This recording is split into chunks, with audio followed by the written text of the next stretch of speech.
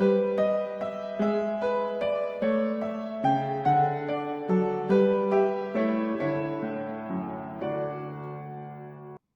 nuevo, un saludo para todos ustedes, amados hermanos. Gracia y paz. Los que están conectados en este momento, algunos no se conectarán probablemente. Aprovecharon este puente festivo para una canita al aire, como decimos, ¿cierto? Y de pronto andan en algún lugar de recreación lejos de la casa. Es bueno también, hay veces, tener esos tiempos de descanso. Es bueno. Pero que en el lugar donde estén, hoy eleven una oración a Dios en agradecimiento por todas sus bondades. Eso sí, hagámoslo siempre sin importar el lugar y el día. Porque cada día que tenemos es por las bondades de Dios, como lo hemos aprendido. Vamos a orar entonces para iniciar este tiempo y este comienzo de semana de labores. De labores hoy lunes, porque ayer fue el primer día de la semana que comienza con el Día del Señor. Oremos entonces dando gracias a nuestro Dios. Acompáñenme ahí con mucha reverencia, respeto en el lugar donde usted está, por favor. Digámosles juntos al Señor, Padre amado, aquí estamos, Señor, en este día, este grupo de tus hijos, de tus escogidos, Señor. Y puestos de acuerdo, Padre amado, siempre lo haremos cada día, cada mañana. Que sea tu voluntad dejarnos vivir, decirte gracias por este día, gracias por tus bondades del día de ayer, gracias por tu misericordia y tu gracia, con la cual somos, Señor, guardados y tu diestra de poder nos sostiene cada día, Señor. Gracias por todos estos regalos que son, Señor, inmensurables. No los podemos cuantificar porque son grandes, porque vienen de un Dios grande, Señor. Es tu voluntad que hoy podamos tener vida, abrir los ojos y tener fuerzas para respirar, porque para ello se necesitan fuerzas. Aún para respirar, Señor, muchos están conectados a máquinas porque no tienen fuerzas para respirar. Hoy podemos hacerlo con las fuerzas que tú nos das. Gracias, Señor. Gracias por el día de ayer, el día del reposo, el día del Señor, el día que como hijos tuyos, obedeciendo tu palabra, nos reunimos en nuestras iglesias para adorarte juntos como debe hacerlo un verdadero hijo tuyo, Señor. Así está ordenado en tu palabra. Gracias por las iglesias que has levantado, Señor, en esta nuestra patria y nos has unido allí, nos has llevado, nos has convocado en estos lugares para que obedeciendo tu palabra nos reunamos para rendirte adoración juntos, en la unidad del cuerpo, que es la esposa, que es la iglesia del Señor Jesucristo. Gracias por ese tiempo que ayer nos concediste a cada uno de nosotros. Oramos juntos, cantamos salmos, presentamos nuestras ofrendas de lo que tú nos diste. Tuvimos comunión y coinonía entre los hermanos y nos diste tu palabra a través de tus siervos, de los pastores que tú has levantado en tu iglesia para la edificación del cuerpo y de los santos. Gracias por ese día de ayer. Los que no pudieron ir por motivos de fuerzas mayores, que esas excusas sean realmente con una conciencia limpia delante de ti, por el cual no pudieron ir y que tú conoces, Señor. Guárdanos siempre en este mandamiento para ser obedientes, para amar tu iglesia y congregarnos siempre en tu día, Señor, porque esas son las señales de un verdadero creyente, Señor. Gracias entonces te damos por ello y hoy nos has concedido el comienzo de esta semana de labores. Todos nuestros planes, Señor, están en tus manos. Todos nuestros planes para esta semana. Solamente si es tu voluntad, podremos hacer todas nuestras tareas que hemos planeado. Y por eso te decimos, como lo hizo nuestro Señor Jesucristo, enseñándonos ahora. Hágase, Señor, tu voluntad. Aquí están nuestros planes. Concédenos toda la providencia para esta semana para poderlos hacer. Líbranos del mal y del peligro. Guárdanos en tu gracia. Ayúdanos en nuestra lucha con nuestro pecado, que es diaria y constante, Señor. Y danos de tus bondades, porque es lo mejor para nosotros. Y corrígenos en el poder de tu palabra, porque necesitamos ser corregidos, instruidos, guardados a diario en tu palabra. Gracias por este espacio, porque es de gran bendición, como siempre lo hemos confesado, Señor. Aquí estamos y te decimos, Señor, háblanos que tus siervos escuchan. Queremos oír tu palabra. Queremos meditar hoy tu palabra en lo que tienes para nosotros, recordar lo que probablemente ya hemos aprendido, aclarar, ¿cierto? Ir a una mayor profundidad del entendimiento de tu verdad y para muchos tal vez aprender por primera vez. Cualquiera que sea, Señor, gracias y haznos humildes y sencillos para recordar y aprender tu palabra. Danos humildad para ello. Es bueno ser recordados para ser instruidos en tu verdad. Gracias, Señor. Gracias entonces te damos y queremos colocar en tus manos este momento, este tiempo, para que llenos por tu espíritu y con la luz que Él nos da, podamos entender y meditar ese mensaje para el día de hoy, Señor. Gracias te damos. Háblanos entonces. Queremos oírte, Padre. Danos tu bendición y tu permiso para este momento, para este espacio. En el nombre poderoso de nuestro Señor Jesucristo y Salvador y Rey. Amén y amén. Buenos días a todos. Gracia y paz para todos y es mucha bendición. Estos espacios me han servido mucho. Entonces, quiero compartir hoy el devocional de agosto 19, el verdadero rey. Dice, eh, esta copa es el nuevo pacto en mi sangre, que es derramado por ustedes. Lucas 22:20. Dice, Jesús cumple las promesas de Dios y distribuye todas sus bendiciones. Ha introducido el nuevo pacto y ha asumido su tan esperado rol de verdadero rey. De Jesús huyen todas las bendiciones. A través de él se cumplen todas las promesas. A él se le da toda la gloria. Los cristianos reconocen estas verdades en la mesa de comunión de la Cena del Señor. Cuando tomamos la copa y recordamos que Jesús derramó su sangre, la sangre del nuevo pacto, para el perdón de nuestros pecados en la cruz.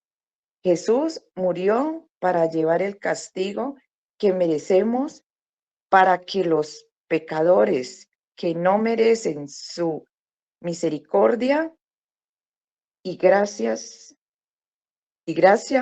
puedan disfrutar de las bendiciones del perdón. Esto significa que cuando ponemos nuestra fe en Jesús, podemos estar seguros de que Él ha tomado nuestro pecado y el juicio que conlleva y nos ha dado toda su justicia. A cambio, Jesús murió la muerte que nosotros merecemos. Vivió la vida perfecta que nosotros no pudimos vivir. Dios nos ha envuelto en la pureza de su perdón a través de la provisión de su Hijo. No podemos,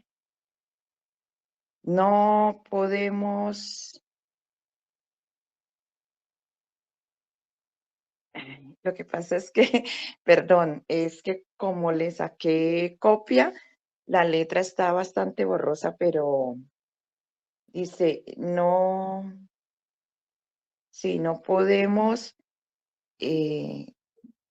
dejar Vivir de asombrarnos de que estas cosas sean ciertas por la fe.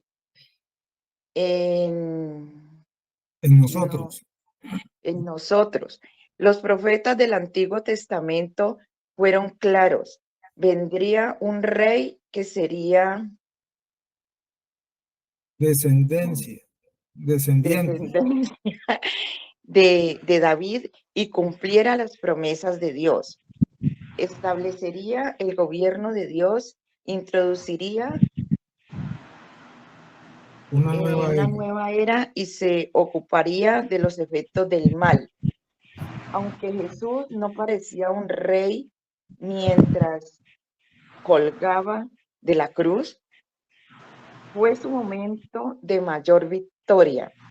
Y cuando Jesús salió de la tumba, su resurrección declaró que no era simplemente el hijo de David, sino también el hijo de Dios, capaz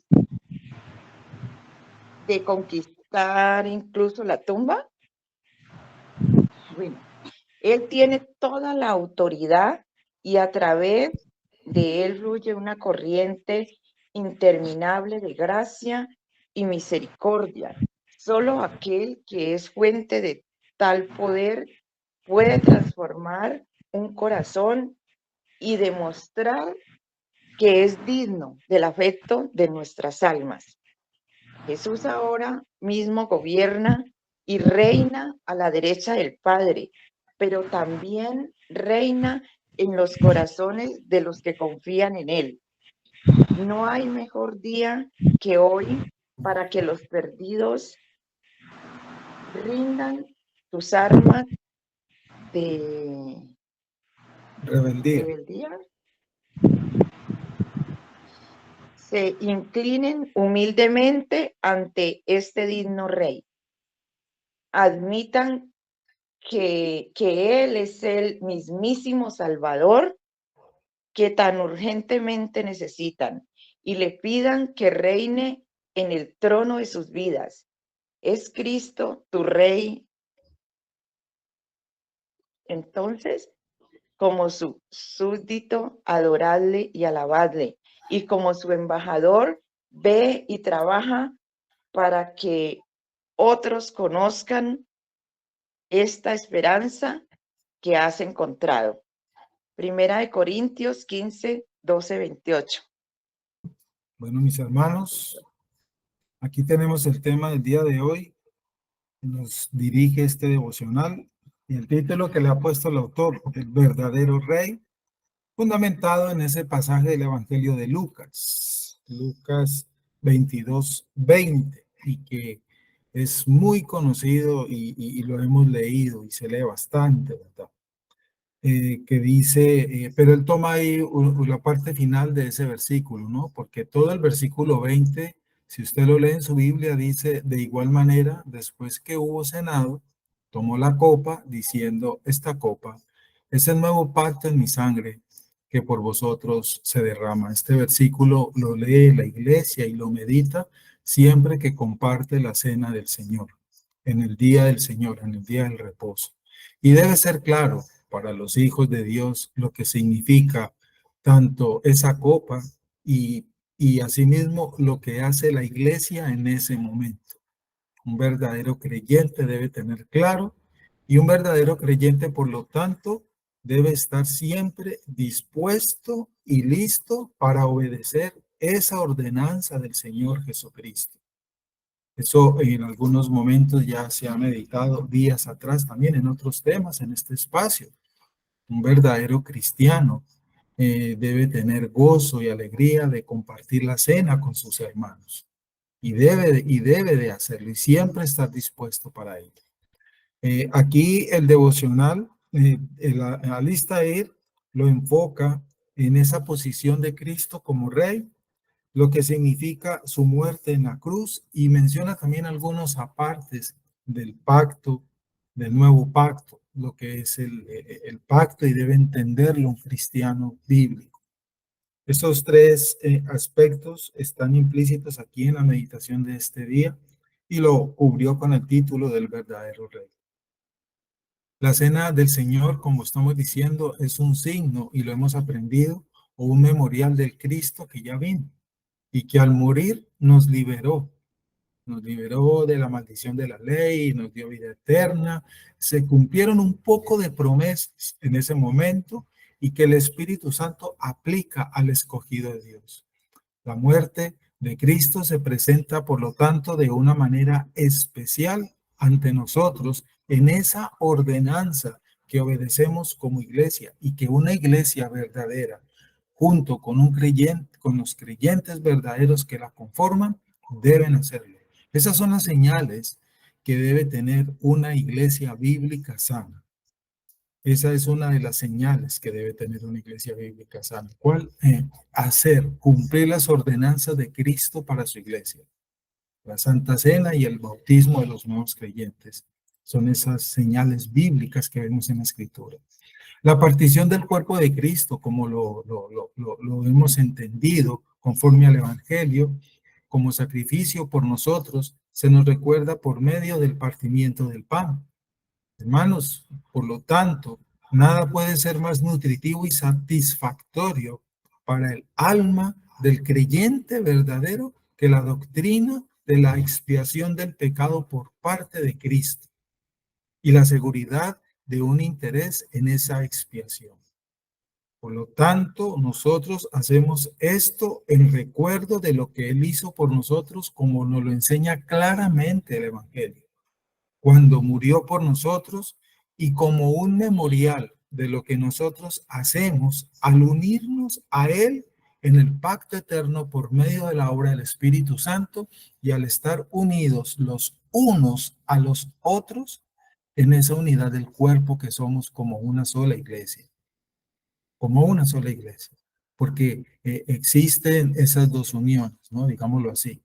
Estamos unidos a Cristo por la obra del Espíritu Santo, pero la manera de mostrar esa verdad es también en la unidad de la membresía.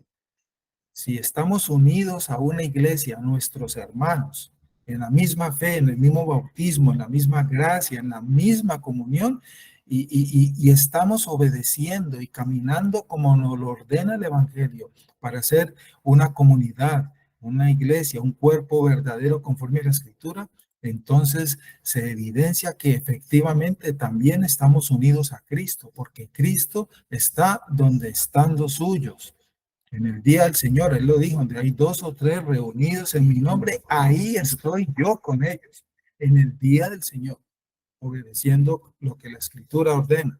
Ese es el principio de iglesia, de la unidad, de la comunión, que debe ser claro para todos nosotros. Por eso, aquellos que argumentan, una vez más recuerdo, y es necesario recordarlo, entre paréntesis, porque eso está de moda, un cristianismo light, un cristianismo sin iglesia, aquellos que argumentan y andan por allí diciendo, entre otras cosas, que no necesitan una iglesia para ser cristianos, están creyendo ser lo que no son, están creyendo ser lo que no son. O aquellos que dicen que es que muchos otros argumentos, ¿no? Que las iglesias son esto y aquello, pues mucho menos han entendido, y que por eso no van a la iglesia. Entonces, ojo con eso, mis hermanos. Aquí se está ratificando esa señal que debe tener, por lo tanto, un cuerpo, una iglesia, y lo que debe tener claro en su convicción, un verdadero cristiano. Dios nos guarde siempre, mis hermanos, en guardar esta verdad y poner esta verdad por obras. Quiero que meditemos entonces desarrollando lo que dice aquí el devocional. En estos 2 primeros párrafos, Aristair, usted puede leerlo ahí en su libro, dice, entre otras cosas, Jesús cumple las promesas de Dios y distribuye todas sus bendiciones. Ha introducido el nuevo pacto y ha asumido su tan esperado rol de verdadero rey. De Jesús fluyen todas las bendiciones, a través de él se cumplen todas las promesas, a él se le da toda la gloria. Todas las promesas del Evangelio se cumplen en la vida del creyente, del escogido de Dios, a través de Jesús. Vienen a través de Jesús.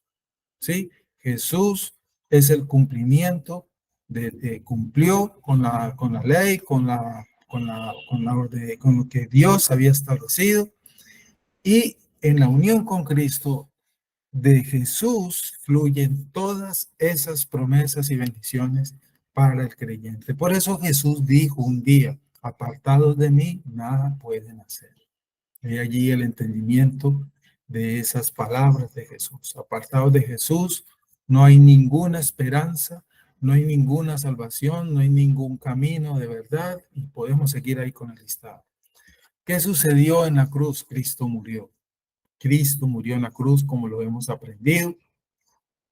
Y no sé si ha pensado en algún momento por qué Dios no pudo simplemente perdonar nuestros pecados y ya. ¿Cómo puede Dios ser justo y el que justifica al hombre pecador por la muerte de un justo? Hay muchas preguntas que uno le pueden hacer, ¿sí? Pero lo que está sucediendo aquí, lo que sucedió, debe ser claro para nosotros. Y si hemos llegado a pensar ello, a tener esa pregunta, qué interesante que tengamos bien clara la respuesta, ¿sí? O si alguien te lo ha preguntado. Hay personas que salen con unas preguntas que uno debe, yo le comparto a mis hermanos, por eso es que usted debe estar bien fundamentado en el Evangelio, para que cuando le pregunten usted dé respuestas de su fe, defendiendo su fe con la Escritura.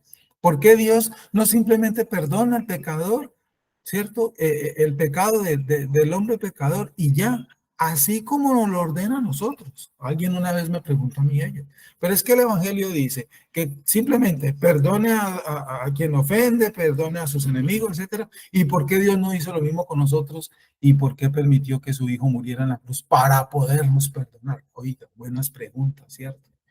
La Escritura nos manda a perdonar, así, y eso es verdad, así lo dice, porque está claro esa porción bíblica del Evangelio que hemos vivido, que hemos leído y que hemos entendido. ¿Por qué sería malo que Dios hiciera entonces también lo mismo? Si es lo mismo, lo ordena el Evangelio para nosotros. Bueno, la respuesta a esa pregunta debe ser clara, repito, y tiene tres partes que quiero recordárselas hoy en el contexto de este devocional. En primer lugar, Dios no es como nosotros. Ese es el primer punto de partida. ¿Por qué? Porque Dios no es como nosotros. Él es de un valor infinitamente mayor al de toda su creación combinada y junta. Por lo tanto, mis hermanos, no solo es correcto, sino también necesario para Él buscar su propia gloria y defenderla, para Dios mismo, ¿sí? Debido a quien Él es. Ahora, entendiendo esto, por lo tanto, hasta la más pequeña forma de rebelión, de pecado, la más insignificante falta, digámoslo así, es una ofensa grotesca a su perfecta persona, santa e infinitamente santa. Un crimen de la más alta traición es igual de grande de la más pequeña falta que podamos considerar nosotros. Y cualquiera de ellas es digno de la más estricta censura y juicio y condenación de parte de nuestro Dios. Él no pasará por alto ninguna clase de ofensa, ¿cierto? Y ninguna clase de ofensa, conforme a lo que Él mismo nos revela en sus atributos, la dejaría o la dejará sin castigo, porque si lo hace, sería una injusticia de parte de Él. Sería una injusticia de parte de Él. Y Dios no es injusto.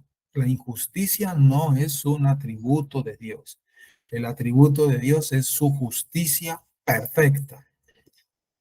Primero, si Él hiciese eso, de pasar por alto, por otro medio, por otra forma, entonces actuaría de manera injusta, como los estoy llevando a meditar, contra su propia persona, negándose la gloria que le corresponde a Él mismo como Dios. Asimismo, segundo, él sería injusto con su propia creación, permitiéndole negar la misma razón de su existencia, la gloria de Dios, ¿cierto? Todo lo creó para su gloria. He allí esa gran verdad que nos revela la Escritura. Y correr de cabeza hacia la futilidad. Sería un Dios muy fútil. Si esto es muy difícil de aceptar, hermanos, para el ser humano moderno, es solo porque tiene una visión muy baja de Dios y eso es lo que sucede en muchos lugares. Asimismo, Dios no puede simplemente perdonar el pecado del hombre y ya, porque no hay contradicciones, no puede haber contradicciones en su carácter y no las hay. Las escrituras enseñan que Dios es perfecto, como lo hemos dicho y lo hemos meditado muchas veces, sin contradicción en todos sus atributos y obras. Debido a esto, Él siempre actuará de forma perfecta porque Dios es perfecto, consistente con todo lo que Él es. Él no exaltará un atributo, escuche esto, mi amado hermano, Él no exaltará uno de sus atributos a costa de otro, a costa de otro. Es decir, Él no va a sacrificar algo de Él para resaltar algo más de Él, ni negará un aspecto, por lo tanto, de su carácter para manifestar otro aspecto de su carácter. ¿Sí? Recordemos, entre otras cosas, decimos y hemos aprendido, Él es amoroso, compasivo, sufrido, sin embargo también es santo, es recto, es justo y ese listado es largo de todos sus atributos y en todas sus obras y sus juicios. Hermanos, Dios no puede negar su santidad en nombre del amor, por ejemplo, y no puede ignorar su justicia para ejercer su misericordia, que sería lo que estaría haciendo si llegase a hacer eso que preguntan aquellos que no han entendido y tienen una visión muy baja de Dios. Él no puede ignorar, ni menospreciar, ni rebajar su justicia para ejercer misericordia. Muchos evangelistas hoy en día, así se llaman, tal vez dicen así, ¿no? Con buenas intenciones han enseñado erróneamente que en lugar de ser justo con el hombre pecador, Dios ha determinado ser amoroso. Así han dicho esa frase, se la repito. Han enseñado equivocadamente que en lugar de ser justo con el pecador, Dios ha determinado ser amoroso. Y por eso ha salvado a muchos. Y esa frase es errónea. La conclusión lógica de esa mentira es que entonces el amor de Dios es injusto o que Él es capaz de volver la espalda a su propia justicia por causa del amor. Y eso no tiene sentido lógico por ningún lado. Esa declaración revela una ignorancia total de los atributos de Dios. La maravilla, hermanos, por el contrario, la maravilla del Evangelio no es que Dios haya elegido el amor en lugar de la justicia, no, por el contrario, sino que el Evangelio nos enseña que Dios fue capaz de permanecer justo al otorgar el perdón en amor. Miren qué diferencia.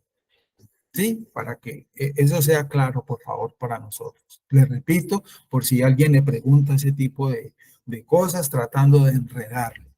La verdad del Evangelio es esta.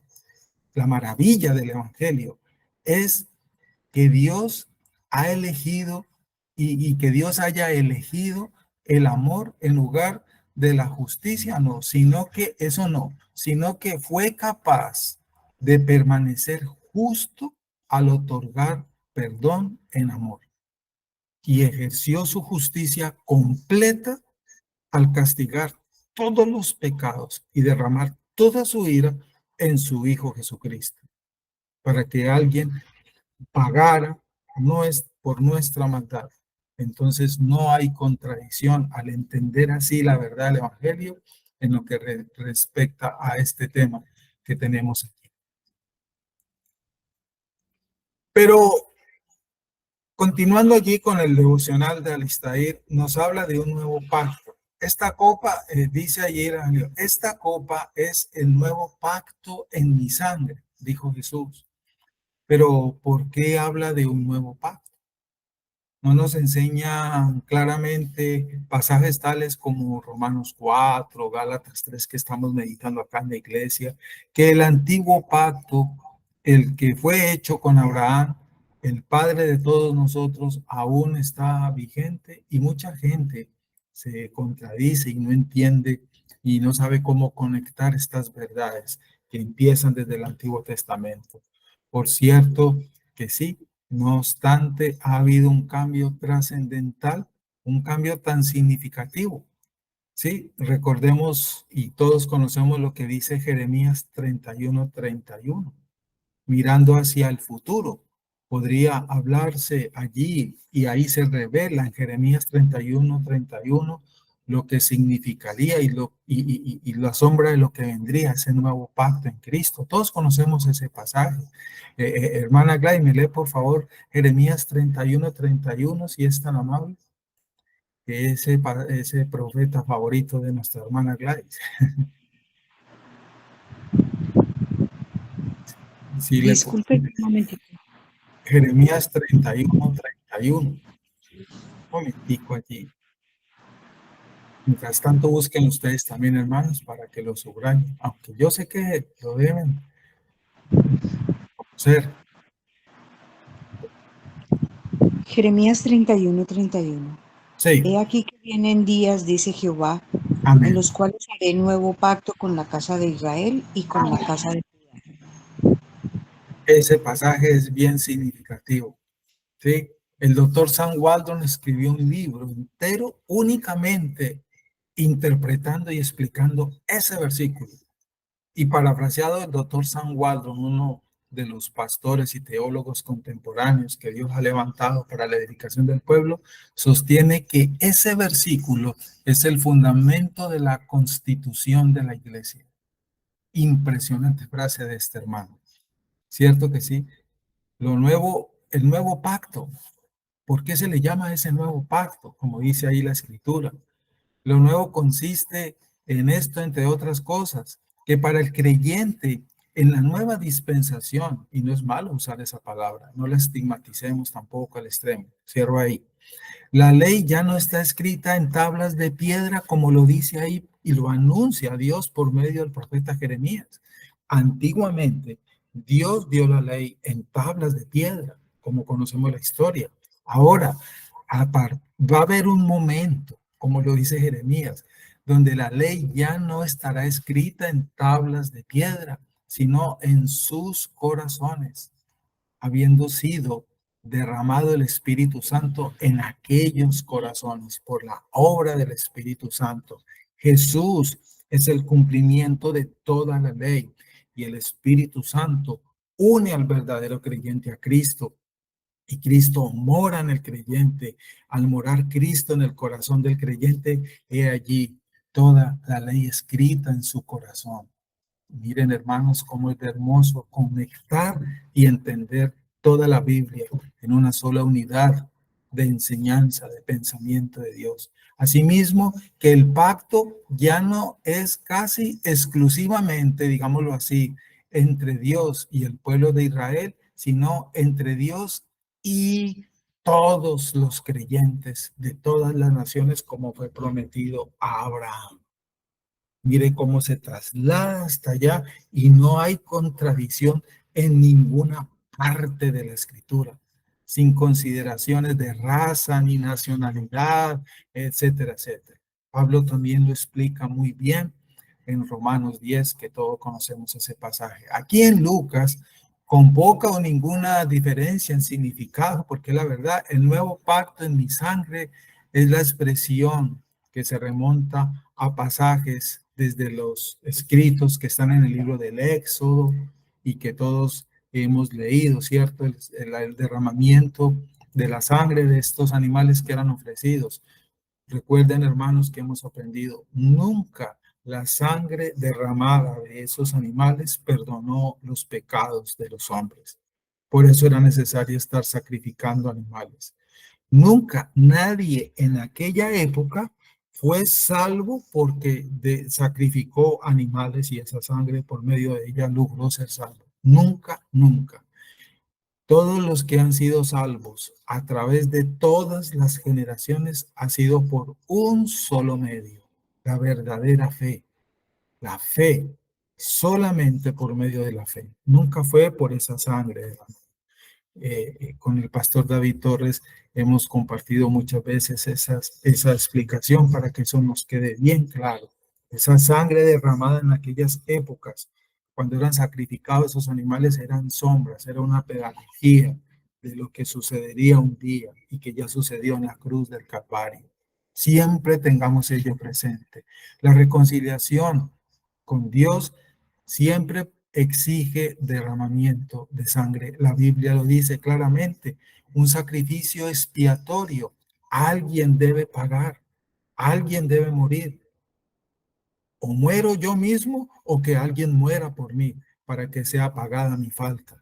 Y puesto que el hombre mismo es incapaz de hacer tal sacrificio, se requiere una ofrenda vicaria, se requería una ofrenda vicaria de sustitución o un sustituto y que sea aceptada por fe y además de ello, que fuera aceptada y agradable por el Padre, Creador y Soberano.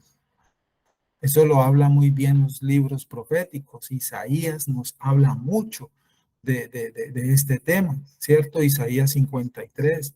Y por lo tanto lo vemos registrado también en el Nuevo Testamento, en las enseñanzas mismas de Jesucristo. Yo soy el buen pastor. El buen pastor, su vida, ¿verdad? Por las ovejas fue lo que él hizo. Mateo 20, Marcos 10, Juan 3, Romanos 5, la Biblia abunda de esta enseñanza de este tema.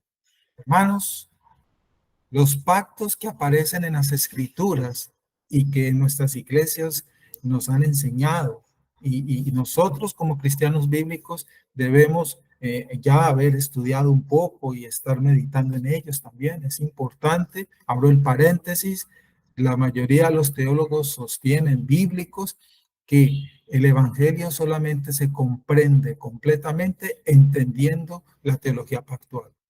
Quien no entienda la teología pactual tendrá un entendimiento a medias tintas del Evangelio. Cierro y el paréntesis.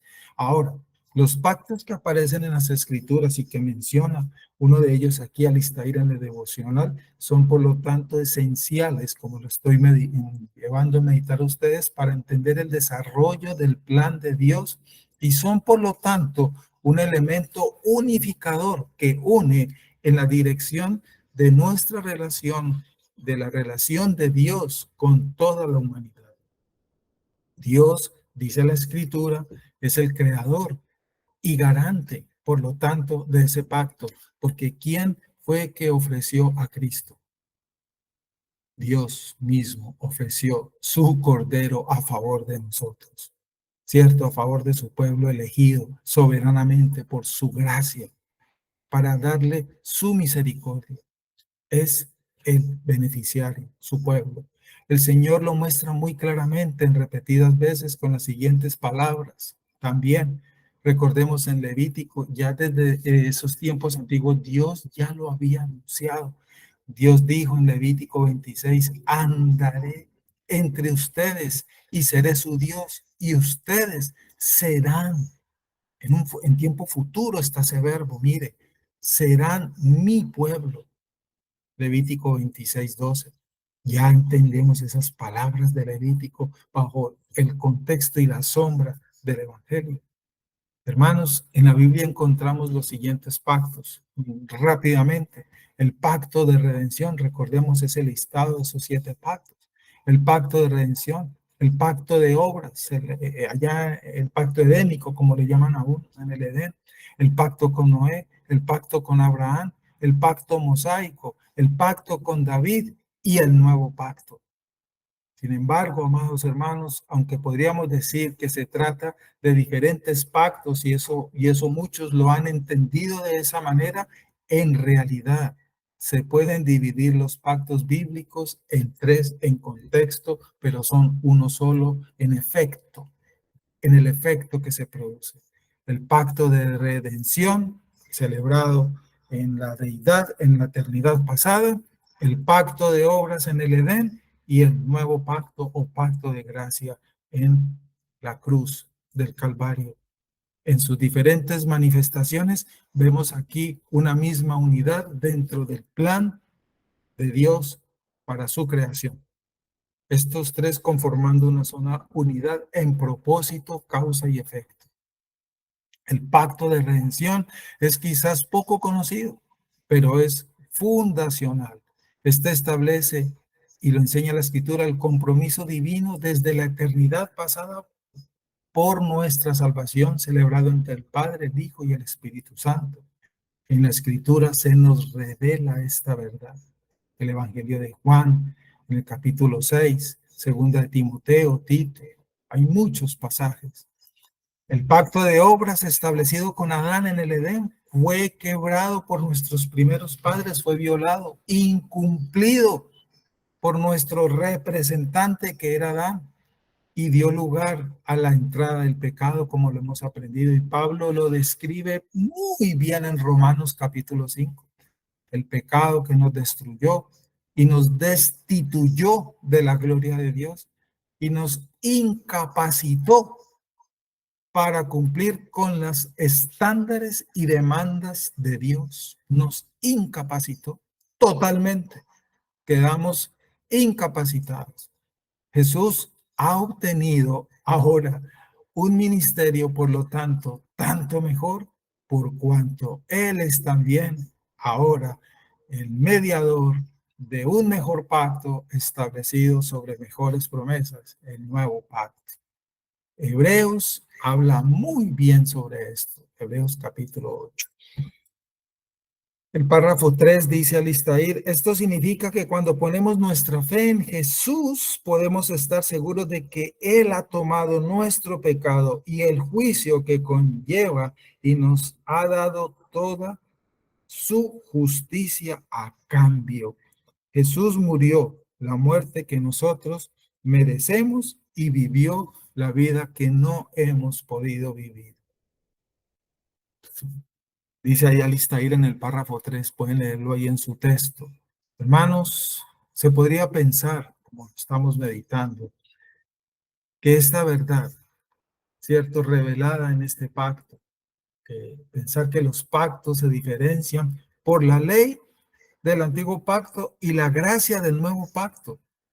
Sin embargo, hay que entenderlo porque, mire, la justicia de Dios y la gracia de Dios son inseparables, como lo medité ahora al comienzo. No significa que Dios mermó, hizo a un lado su justicia para sobreabundar en amor, como creen algunos. Algunos no hablan sino es de un amor de Dios y Dios de amor y Dios de amor, y le llegan a uno a decir, yo no creo en ese Dios que usted me está explicando. ¿Por qué? Porque yo no creo que ese Dios de amor, ese Dios bonachón, que es alcahuete con este mundo y con todo el mundo, que no hace sino darle lo que pida, yo no creo que ese Dios sea el que vaya a condenar y vaya a mandar de una patada para el infierno a muchos. Así me lo han dicho literalmente. Porque se han hecho extravagantes en buscar solamente un amor de Dios. E hicieron a un lado, menospreciaron por desconocimiento, ignorancia y muchas cosas más, el resto de los atributos de Dios. Y la justicia de Dios y su gracia son inseparables, al igual que todos los otros atributos de Dios. Recuerde esto hoy en este devocional. Dios nunca menosprecia, ni merma, ni hace a un lado, ni ignora alguno de sus atributos para llevar al superlativo a otro de ellos, como lo creen muchos hoy en día. Eso es falso. La justicia, por ejemplo, una vez más, y la gracia son inseparables, al igual que sus atributos. El doctor R.C. Sproul, un gran teólogo, nos dijo al respecto lo siguiente. Le comparto esta frase que dijo este siervo.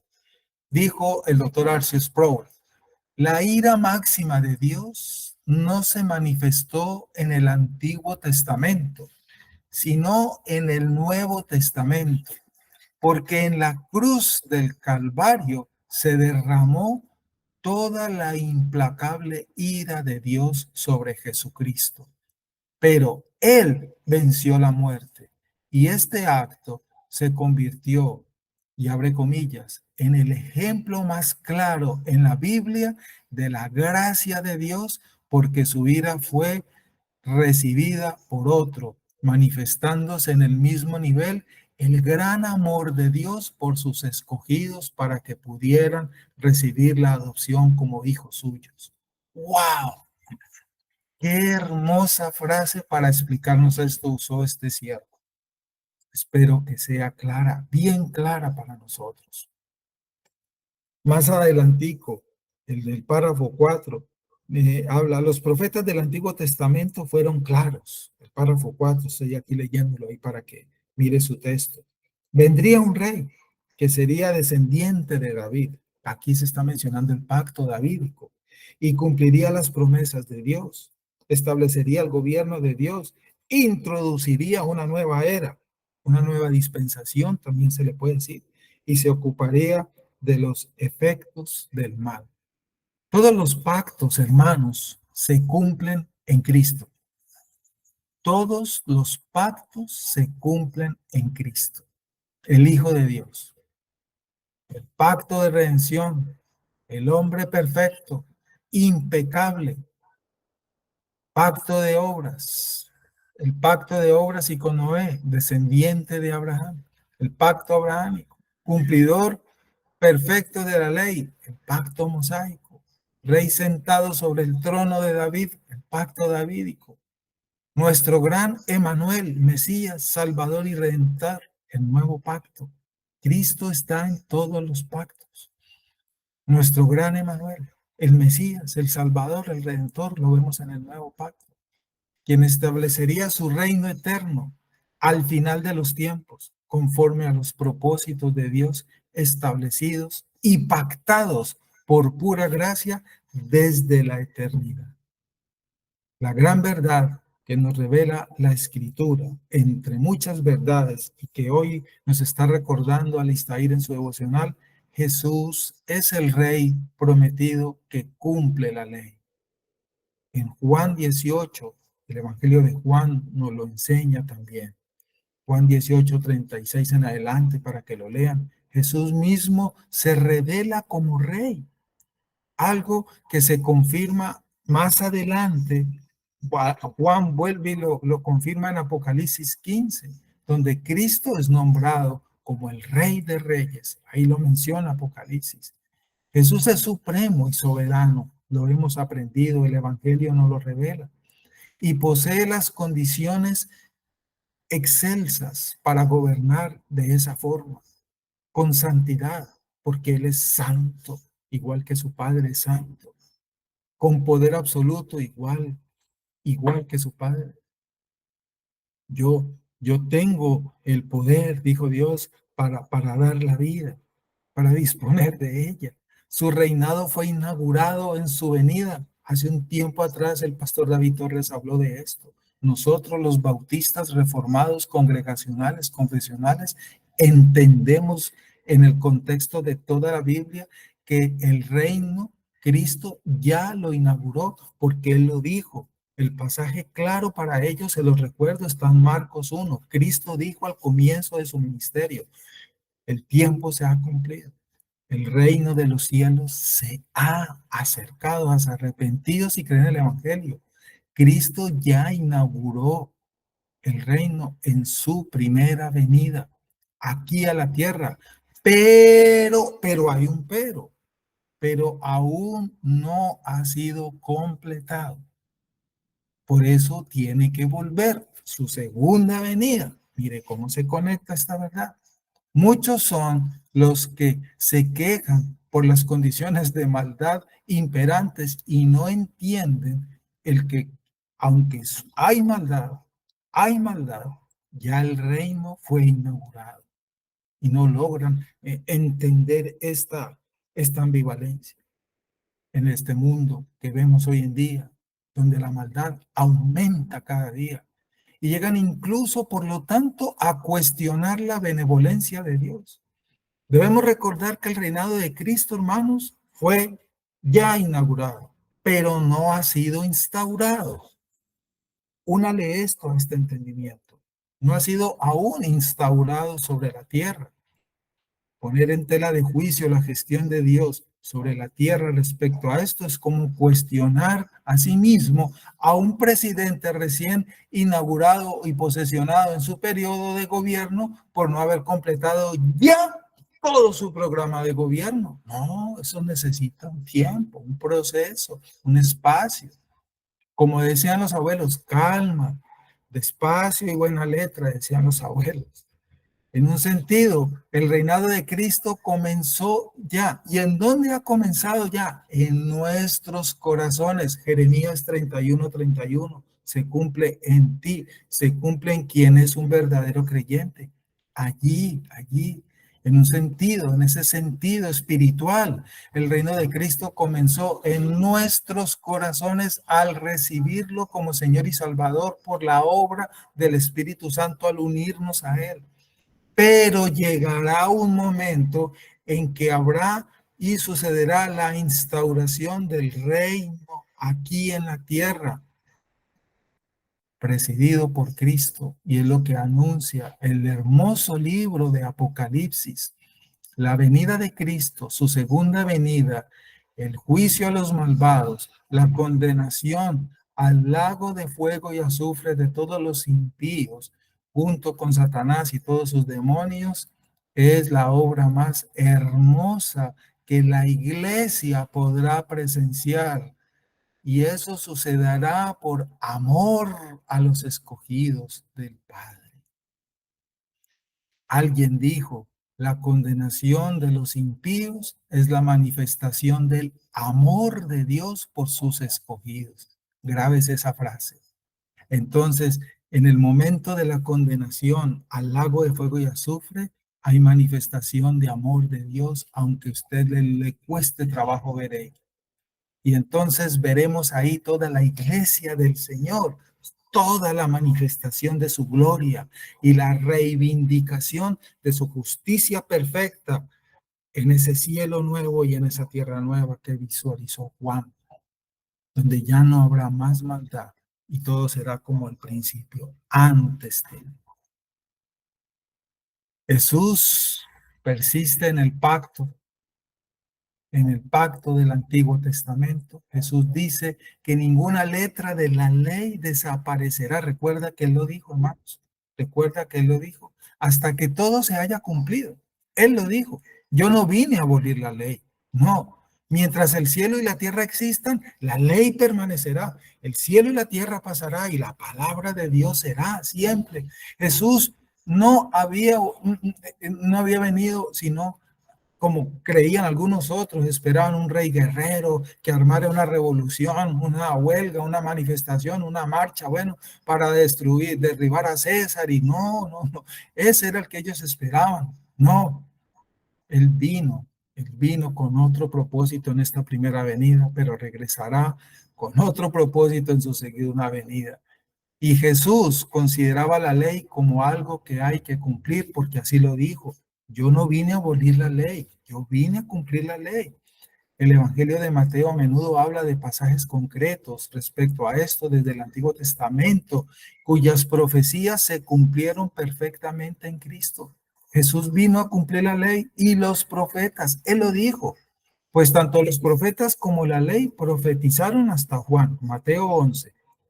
Juan proporcionó, por lo tanto, las últimas profecías, perdón por la redundancia, que direccionaban, apuntaban a Jesús.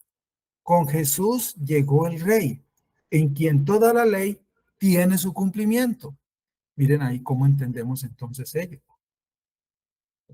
Jesús cumple la ley al obedecerla perfectamente, pero también al revelar su promesa. Cuando Jesús viene, la ley asume un significado y una función ya en adelante distintos. El rol de la profecía cesa. Nosotros tenemos esa posición, pues Jesús es el fin, el telos, la meta de la ley. Ya no necesitamos más revelaciones. La palabra ya nos ha sido dada y está completa. Nadie tiene por qué añadirle ni quitarle. Por esta razón, una vez vino Jesús, el pueblo de Dios nunca pensará sobre la ley, por lo tanto, del mismo modo en que lo pensó antes o como lo piensan los que no tienen el entendimiento que da el Espíritu Santo para esta verdad. Así lo enseña la Escritura. Mis hermanos, recordemos lo que dice el Salmo respecto a esto. El hacer tu voluntad, Dios mío, me ha agradado, y tu ley está en medio de mi corazón. He anunciado justicia en grande congregación. He aquí, no refrene mis labios, Jehová.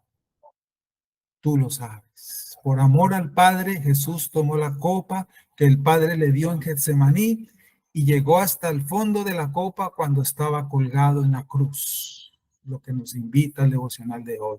Solo cuando empezamos a probar y a entender ese amor, podemos comprender qué significa a sí mismo amar sin reserva. Solo quien entiende lo que sucedió en la cruz a favor de sí, de él, puede entonces disponerse para amar de la misma moda, de la misma forma, porque entiende que fue amado también sin merecerlo por la muerte de un santo perfecto. Qué hermoso comprender esto, hermanos. Los que conocen bien la Biblia saben perfectamente que Jesús es más que el rey de los judíos, es el rey de todos, de toda la creación, es Señor de todo este vasto universo, es el rey. Así lo ha ordenado el Padre. Él lo dijo, toda autoridad me ha sido dada, sobre todo principado, sobre todo lugar en este universo. Él es el Señor de todo este universo. Mateo mismo lo deja claro en esos últimos versículos, Mateo 28. Ya resucitado, Jesús declaró, hermanos, lea ahí Mateo 28 esta tarde, que toda autoridad le ha sido dada en el cielo y en la tierra. Su autoridad no es otra cosa que la autoridad que Dios mismo le da a su Hijo para que gobierne su reino. Dan Carson, termino con esta frase para que oremos.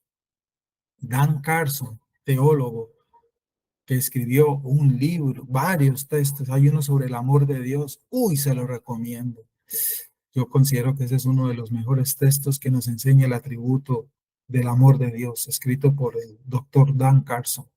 Y Dan Carson dijo respecto a este tema lo siguiente: Él es rey del universo, es rey de los soldados que se burlaron de él ese día, es rey tuyo y mío.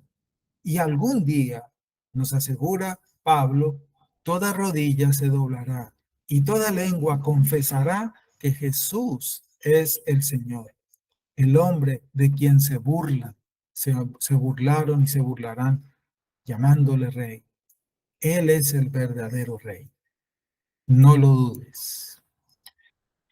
Hermanos, hay mucho más que decir sobre este devocional, pero el tiempo se ha cumplido. Espero que lo que lo que logré compartirles haya producido en nosotros entendimiento de muchas cosas, claridad y recordar.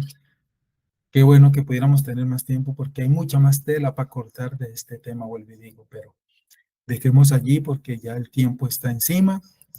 Vamos a orar y darle gracias al Señor para encomendar este resto de día en las manos, no sin antes mirar de pronto qué comentarios o preguntas.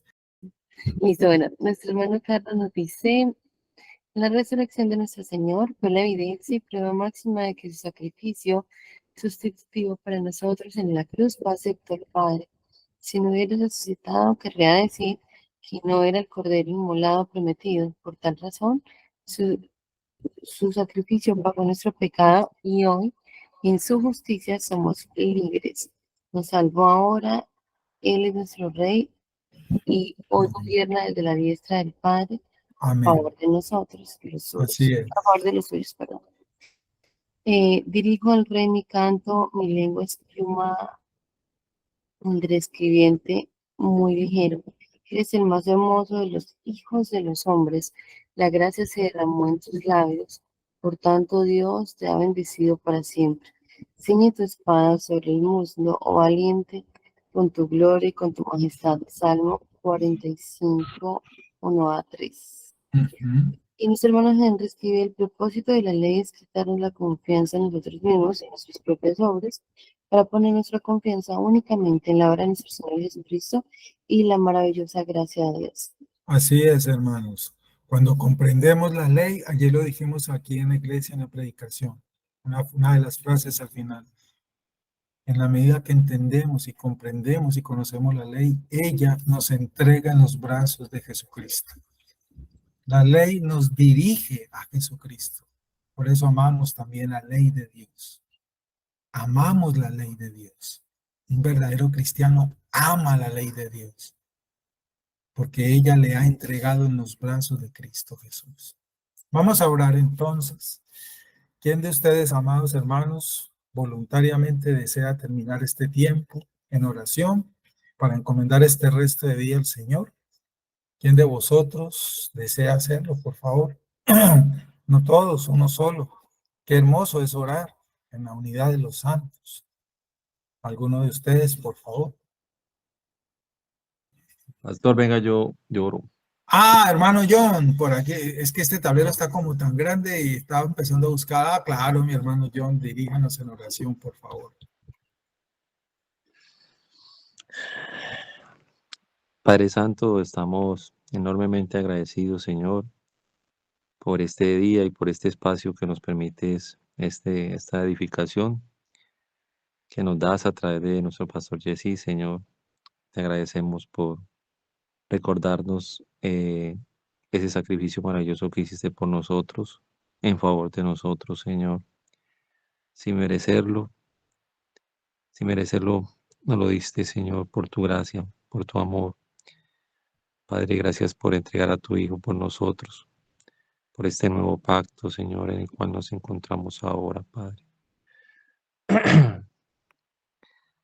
Te agradecemos, Señor, por ese plan maravilloso que hiciste de antes de la fundación del mundo, Señor, para favorecernos, Señor, para rescatarnos, para redimirnos, para tenernos ahora donde estamos, Señor, y la esperanza, y tener esa esperanza que estaba siendo expuesta ahora de ese cielo nuevo y tierra nueva en el cual nosotros vamos a estar por tu gracia, Señor. Gracias por ese plan de salvación maravilloso, Señor. Te agradecemos, Señor, infinitamente. Estaremos por toda la eternidad alabándote y dándote gracias, Señor, por ese maravilloso acto de amor, Señor. Padre, te agradezco por el pastor.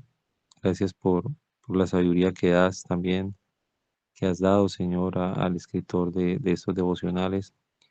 Padre de la gloria, permite que en cada uno de nosotros haya quedado eh, una tarea para ponerla en práctica durante el transcurso de esta semana, Señor, por lo que resta este día, Señor bendito. Concédenos, Señor, el poder vivir este día para tu gloria, poder estar en tu presencia, aprovechar este festivo, Señor, para meditar en ti, en tu palabra, en lo que hemos escuchado esta mañana, Señor. Bendice a cada uno de mis hermanos, Padre de la gloria. Quedamos en tus manos, en el nombre de Cristo Jesús. Amén. Amén, amén. Gracias, mi hermano John, mis hermanos. Feliz día. Gracia y paz para todos ustedes. Y como dice nuestro hermano, firmes y adelante, huestes de la fe. Sin temor alguno que Jesús nos ve. Amén. Muchas bendiciones para todos. Que disfruten este día en la gracia y la paz.